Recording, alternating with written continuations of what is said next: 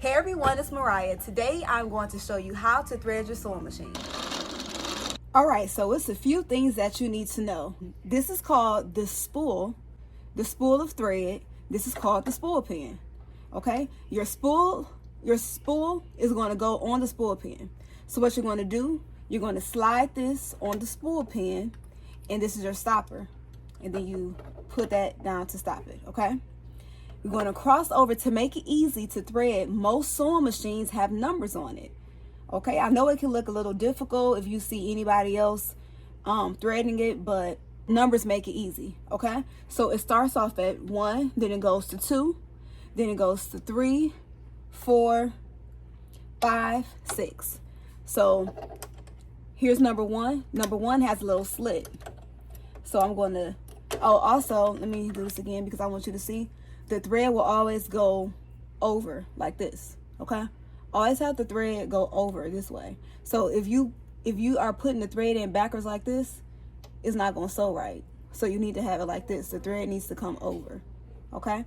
And then you put it on the spool pin, and then you put the stopper, all right? So now I'm gonna cross over my thread to number 1. It's a little slit. You're gonna hear it click. We heard that click. Okay, now we got it on 1. Now we're going to cross it over to number 2. This was really easy because when we cross it over, we're going to cross it over in a straight line. We got to make sure we have it under this little thing that it has, okay? That's 2. 3 is right here. So that means I'm going to slide my thread through this first thing. So it's 3. 4, it has a U, so it has like a loop.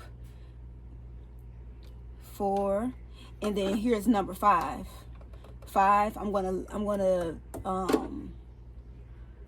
make sure that this is up.